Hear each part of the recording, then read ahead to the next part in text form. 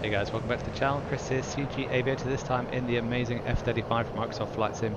And in this video I'm going to use my thousands of hours as a fast jet flying instructor, ex-Tornado GR4 pilot, and somebody who's flown for 3 years in American airspace to show you the Tinker Hi-ILS runway 18 full procedure. Yes, an absolute mouthful, and it certainly is when you're talking to air traffic about it.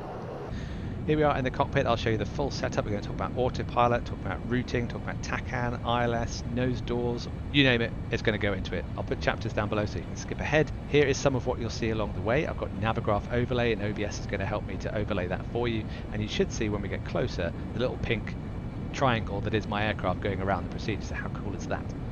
So I'll try and remember to toggle that on and off as we go. First things first, I'm single seat, so I'm going to use the autopilot as much as possible. It's a little bit buggy, sometimes it doesn't work, but we'll work our way through it. On the FCS page, you can see the master autopilot is here. Autopilot. If we enable that, in fact we don't need to enable it, let's turn it off for now. If we go to speed hold, 350 knots, and speed hold, you don't need autopilot for the speed hold to work, and you can see S350 up here, and the throttles are responding. Happy days. We can then go to, I'm going to put autopilot on first and see if this works. Heading hold 040 or heading select, that's working nicely. Altitude select 10,000 initially. Yes, there we go. So it works if you do autopilot master mode first and then the variables in afterwards. That works out charm. That's autopilot. In America, because we're up above 18,000, we'd be on 2992 or the standard pressure setting. I'll keep pressing the B key. I can set the altimeter over on the right hand side here. We've got 2992 and 1013. Now I'll press the B key a couple of times as we go to make sure I've got the latest, but I think that's what the QNH is. We'll find out. Wind wise, we're showing 256 at 17 up to the top right, and I want to put my squawk in as 4577. That's my preferred squawk. Cool. We're kind of guessing on our navigation here, so let's do something a bit more detailed. So we can look at the map just to give you an idea of what it looks like, and we'll turn off that head-up display as well, just so it's not distracting for now. Interesting, when I turn that off, it turns off the range rings. See that? Maybe I'll leave it on for a minute. So we can see the map. We are coming up alongside Oklahoma City. There's Tinker here, and Ellis is our initial approach fix on the chart. You can see top right, Ellis, that's an initial approach fix. Kind of unusual, you expect Geese to be the initial approach fix, but it's not, it's Ellis. And that's where we're navigating to. So on the left hand side you can see that we've got a Tacan, which is already set to Tinker 105, and we've got Tick as waypoint 1, which is the same, it's the GPS location for it. More on that in just a sec. So let's set ourselves up. Let's turn that off. We'll turn off the HUD now for a minute, and we'll set our frequencies up. So we'll click on this button up here. We've got 105 in here. I'm just going to do it for demonstration purposes. 105, you can change the band here, TAC and receive. That then makes the blue arrow come up. The course bar is now blue, it's the Tacan. I can change the Tacan centerline here. So I'm setting that to the inbound radial for the hold. We're through 17,000 feet. I definitely should be on the regional pressure setting. I pressed it and it's now updated. Happy days. So that is working. So Tacan is all set up. ILS, we need 1113 is up. You can see the details of already populated pink needle. You can see it's pointing to it, which is a bit unusual. I'm not sure if that's regular, but we'll press ILS DME, the needles come up pink, and we can set the course to 177 for our inbound track on the ILS. So now all we need to do is toggle across to ILS, and it's already set up. For some reason that's disappeared now. Hopefully it'll come back later. And we've got the waypoints here. We're going to change the waypoint, because what we'll do is we're going to substitute the Tacan for GPS coordinates. So we're going to use this GPS coordinate as our range during the ILS, which is kind of unusual, but that's the way we're going to do it today. And that is all we need to do for now. We'll change it back to Tacan. Happy days. And we're also going to steer to Ellis just to show you that. So now you can see the green arrow is pointed to Ellis, but we don't want to go direct to Ellis, because if we do, that won't leave us much space. You can see at the top right, if we went direct to Ellis, we'd have to do a 180 on the spot. We don't want to do that. So I'm going to change the heading here to 030. We're down through 14,000 feet for 10. I'm going to change the altitude down to, in fact we'll change the speed to 250 knots. So through 10,000 feet you should be less than 300 knots for a fast jet. 250 knots I think for an airliner, correct me if I'm wrong. And I'm going to change the altitude to 8,000 because that's the altitude for the hold. Cool. At this stage, before I made that turn, I would have requested turning room to the west, and that would allow them to pretty much give me own navigation, and I can use the airspace as I need to get aligned with the inbound radial of the Tacan, of the hold. Happy days. You can see waypoint 2 is Ellis up here. You can also use the range ring, so you can see 10 miles on the range ring here. If I went down, that shows 5 miles. So the way I've worked it out, and I'm not going to talk about 1 in 60 rule here, but if you're really interested, I might do a video on it. But at 20 miles, which is where Ellis is, I know I need 18 degrees turning room to turn back around. I'm basing that off the fact that my ground speed is going to be less than 300 knots. So it's going to be about 2.5 miles as my turn radius. I take my ground speed divided by 100, that gives me my turn radius. And if I'm doing a 180, then I double it. So about 5.5 miles is my turn radius, so I can make sure if I'm 5 miles offset, 5.5, I've got enough space to do it. So that is working out. The other thing that will tell me is actually I'm steering to Ellis, so when I get a beam, when the green arrow goes down to 120, and if that's 5.5-ish, then I'm at the right point. And based on the radials, so I'll go back full circle to the radials that I mentioned, because the tail end of the course bar or the outbound radial is 030 for the hold, I need 18 degrees to the left, or if it was the case, 18 degrees to the right, if I've got turning room to the right or to the east. That would give me enough space at 20 miles to turn back in. All of those things combine together to give me the space. We're now leveling off at 8,000 feet. I'm going to take off the heading hold. Let's remove you. And now what I can do with this aircraft is it'll still fly the altitude, it'll still fly the speed, but I can use the stick to steer it. How cool is that? If I look at the navigraph, you can see the pink arrow, which is the aircraft up to the top.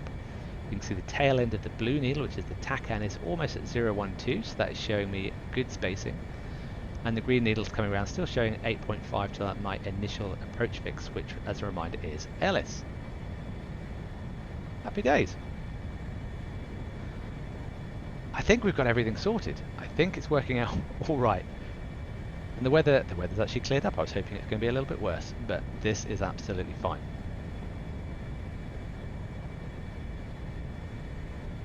Once we get to 20 miles outbound, so 20 miles on the Tacan, then we can take our right-hand turn back to Ellis and we could be inbound for the procedure. Now in America they generally clear you nice and early, almost before you got to the hold. If it's a bad day and they haven't got much traffic, they'll clear you all the way in so you don't have to talk to them again. Now if it's a better day and tower is open, then they might push you to tower for final clearance. Let me do a quick demo for this nose door. We've got 17 miles for 20. And I want to give myself enough turning room because I know at 18 miles I need to start turning to get to the DME. More on that in just a minute. If I click the nose door, less than 300 knots, which we are, nose door open, confirm open.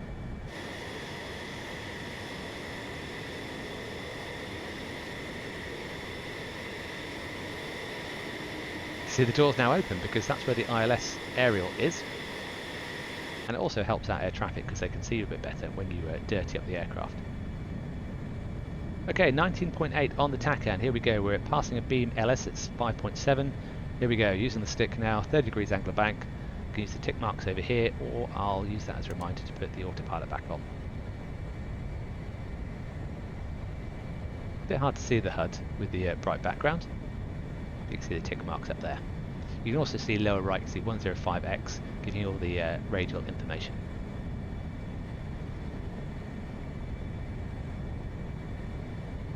In England, you'd typically still be on flight levels at this stage, 1013. I'm just going to press the B key as well, just to make sure I'm definitely updated that I have. Cool. You'd still be on flight levels until the point at which you leave the hold, and you'd also at this stage be telling air traffic that you're inbound for the procedure, and then that would be a prompt for them to clear you for the ILS, or the procedure. So as the blue end of the needle, so here's the arrow, you can see the blue end of the needle comes around to match 030, which is where my course bar is, that blue line will start coming in, the course deviation bar, as it has done now. So we're putting CDI on. Onto Tacan, so that will also, you can see in the HUD, show you that same arrow. It's a little bit small to use realistically, but it's good enough. At 20 miles, the Tacan deviation bar takes a while to come in, and what you'll notice is Ellis will trip over to the next waypoint. Ha! Look at that! It matches K-tick, fair enough. So it's gone over to K-tick, but I don't want it to do that. I want to use the Tacan position in GPS as my substituted range for the ILS. Yes, complicated, I know, but that's what I want to do. So what I'm going to do is keep an eye on this whilst I'm doing this. I'm going to change the manual to auto so it doesn't change over. I'm going to change this back to tick.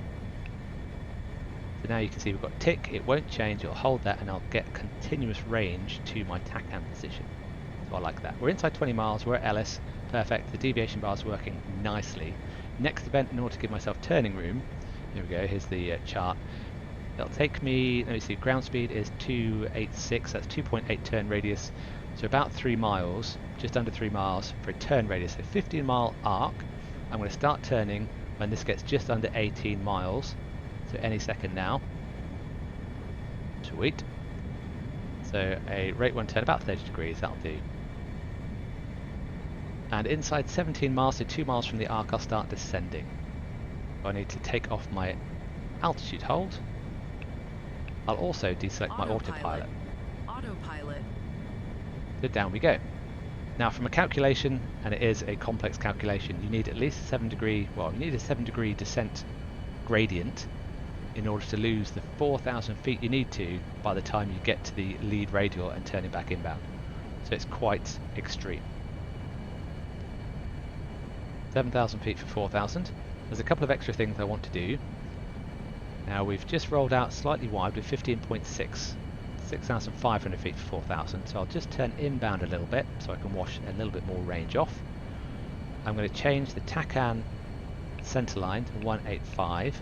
That gives the tail end of 005. So when this course bar comes back in line, that's my lead radial. So that works.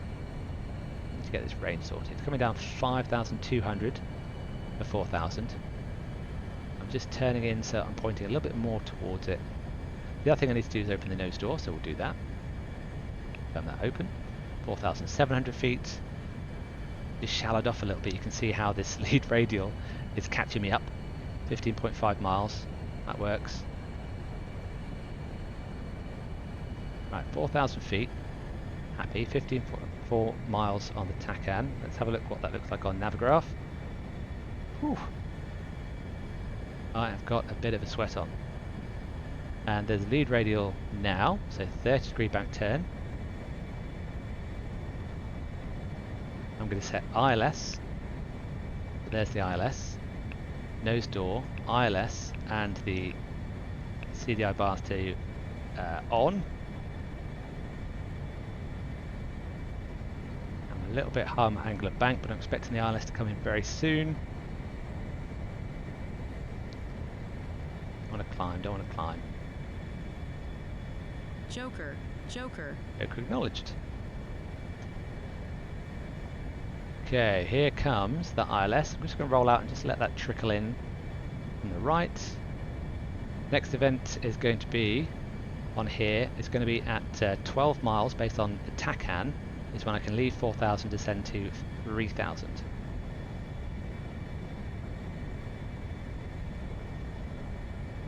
I'm looking down at this screen because actually it's a little bit clearer. If I was on my own and not recording, I'd perhaps use the HUD a little bit more. We're inside 12 miles, we're nicely established on the localizer. Put the nose down to 3,000 feet. Put the nose down to 5 degrees and then achieve 3,000 feet.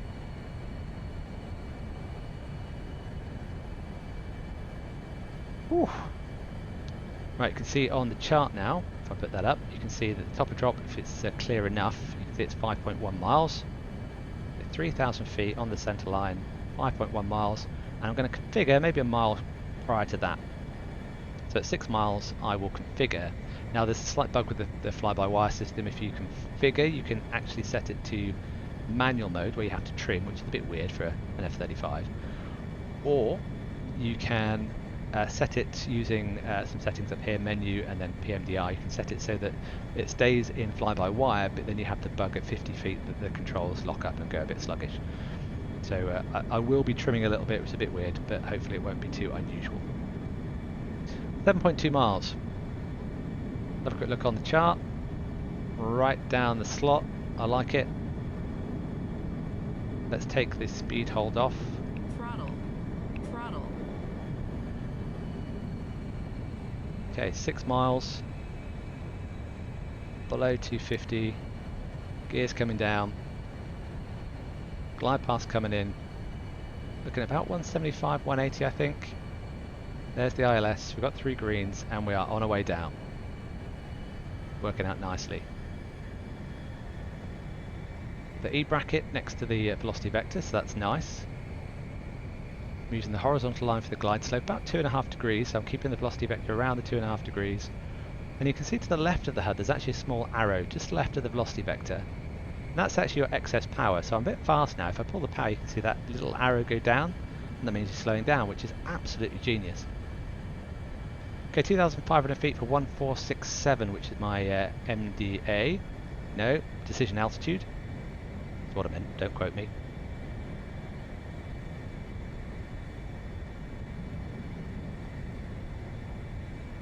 Alright, are we stabilised? We're doing alright. We're doing alright. I've kept that navigaph thing up, so let's turn that off. Whoop. Oh my goodness. Well, I hope this has been relatively informative. There's lots going on. Play it back. Ask me any questions you've got down below. If there's something you'd like to see procedurally in America or in England, then let me know in the comments and I'll see if I can put that in one of my future videos. But I've been working hard in this video and I hope that has borne some fruit for you.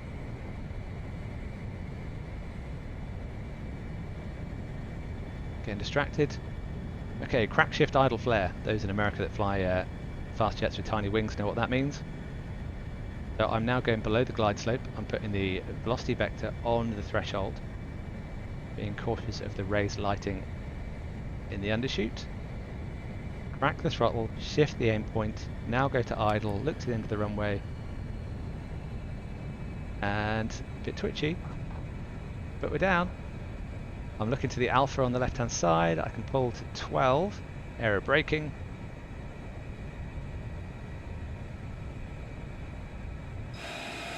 Oh yes, and then blow 100 knots, lower the nose. Nice. If you enjoyed that, I'll throw up some links to other videos where I've done procedural stuff, but until the next time, take care.